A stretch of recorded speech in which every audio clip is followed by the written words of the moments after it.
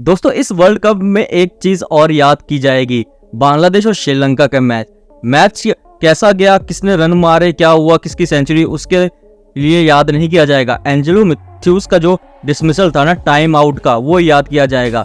अब श्रीलंका के कप्तान ने भी ऐसा कहा है कि एंजेलो मैथ्यूज को टाइम आउट देने के मामले में उनकी भी अब प्रतिक्रिया आई है। उन्होंने कहा है कि अंपायर को निशाना साधते हुए कि मैथ्यूज तो वक्त से पहले ही क्रीज पर आ गए थे। वर्ल्ड कप 2023 में बांग्लादेश श्रीलंका मैच के नतीजे से ज्यादा चर्चा एंजेलो मैथ्यूज के आउट होने के तरीकों की हो रही है। वह नए बल्लेबाज के क्रीज पर आने में लगने वाले तय समय से ज्यादा वक्त लेने के कारण टाइम आउट दिए गए थे।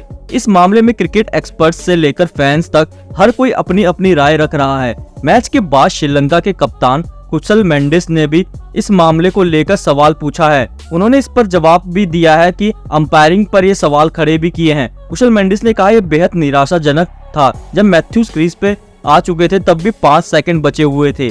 जब वो आए तो उन्होंने पाया कि उनके हेलमेट का स्ट्रैप टूट गया है। ये बेहद निराश कर देने वाला रहा है कि अंपायर इस मामले में सही फैसला नहीं दे पाए। हमें उस वक्त मैथ्यूज के बल्ले से रनों की दरकरार थी।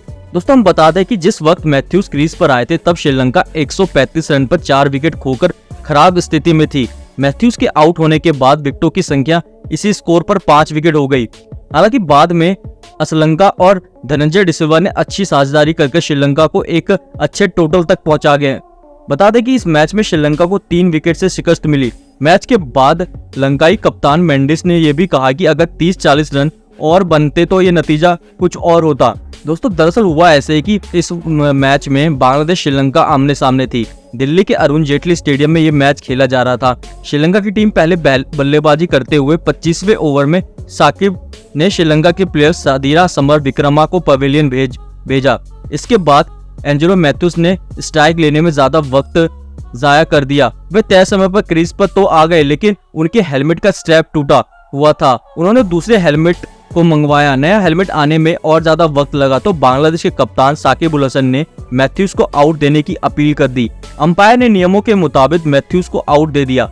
इसके बाद मैथ्यूज ने काफी देर तक अंपायर और साकिब से टाइम आउट को लेकर बहस भी की। हालांकि आखिरी में उन्हें पवेलियन ही लौटना पड़ा। दोस्तों जो था ये नियम तो है, लेकिन नियम का हम कब इस्तेमाल कर रहे हैं और क्या सिचुएशन में कर रहे हैं ये जरूर देखना चाहिए होता है। क्योंकि अगर कोई बल्लेबाज अगर कोई मतलब वैसे ही लेट आ रहा है कोई बिना किसी रीजन के, फिर ये नियम आप ले सकते हो, अपील कर सकते हो। लेकिन मैथ्यूज के केस में कुछ और था क्योंकि वो क्रीज पे आ गए थे अपने तय समय से। लेकिन अगर किसी बल्लेबाज का कोई आने के बाद पता लगता है स्ट्रिप जो वो हेलमेट का टाइट करने पे कि वो टूट गया है तो वो तो चेंज कर सकता है ना, पिच पे तो आ गया ना, ये मैटर करता है। ये नहीं है कि वो पवेलियन से ही लेट आए थे, पिच पे आ गए थे सही सामने पे, लेकिन उनका हेलमेट ही टूट गया, फिर हेलमेट मंगाया उसमें देरी हो गई तो उसमें भी क्या गलती है। ये तो होना चाहिए था, थोड़ा बहुत तो अंडरस्टैंडिंग भी होनी चाहिए। लेकिन बांग्लादेश के साथ हमेशा ही ऐसा होता है, हमेशा ही कुछ ना कुछ अलग ही करते हैं जिसमें वो लाइमलाइट में आते हैं। अच्छा क्रिकेट खेल के तो कभी नहीं आते, ऐसी ही चीजों से वो हमेशा लाइमलाइट अपनी ओर आकर्षित करने की